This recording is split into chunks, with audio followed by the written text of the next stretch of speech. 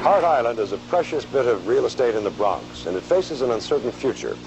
At the moment, the city uses Hart Island as a potter's field, but Roger Sharp reports there are plans for its development.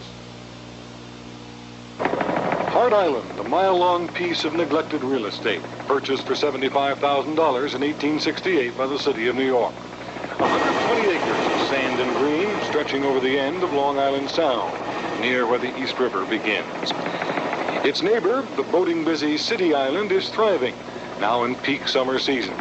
But City Island has direct bridge access to the city mainland, while the only way to Hart Island is by ferry.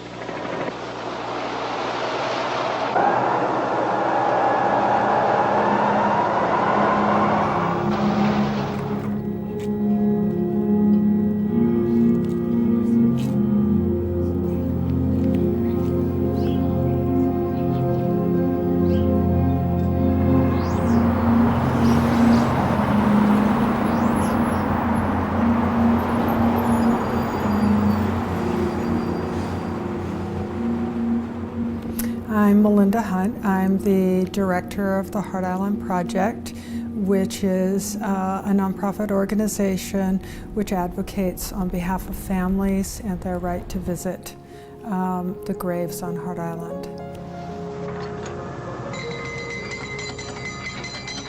Hart Island is New York City's Potter's Field, and it's sometimes called City Cemetery, and it's the public burial facility for people whose relatives either can't afford a traditional private burial or a cremation. Louisa Van Slyke was 24 when she died at Charity Hospital in 1869, and she was the first person to be buried here in Potter's Field on Hart Island. Since then, over the past 109 years or so, a total of 650,000 people have been buried in graves such as this. One plot is set aside for tiny baby boxes, grim evidence of our high infant mortality rate. There are 2 or 3 burial days a week here, the burial detail made up of Riker's Island inmates.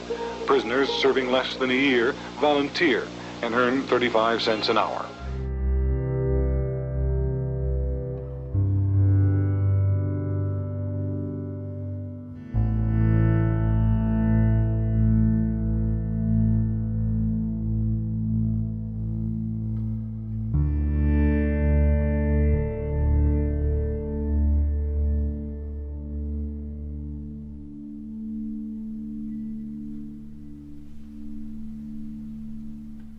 There's 150 to 165 adults per trench and 1,000 babies per trench. This whole area is all children's burials, and this was shortly after a hurricane had hit Hart Island, so some of these very old oak trees were damaged.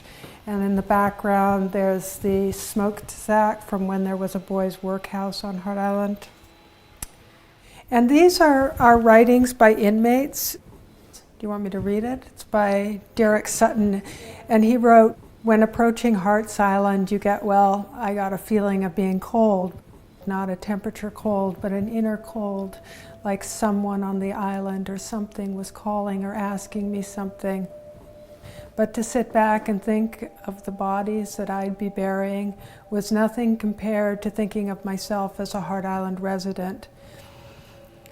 Once I heard an older person tell a younger person he had one foot in the grave and the other in a jail cell, and here I am an inmate working in a graveyard. But one thing I've learned from Hart Island is I don't want to die nobody with nothing, or no one to care about me. Hart Island was the best rehabilitation I've ever had, and it's something I'll never forget. I guess it's the loneliest place in the world, and I pray and will always pray for the lonely and lost souls of Hart Island." I mean, I'm still really moved by it, that it seemed like a place where sort of the culture of as a whole didn't care, but the inmates did. So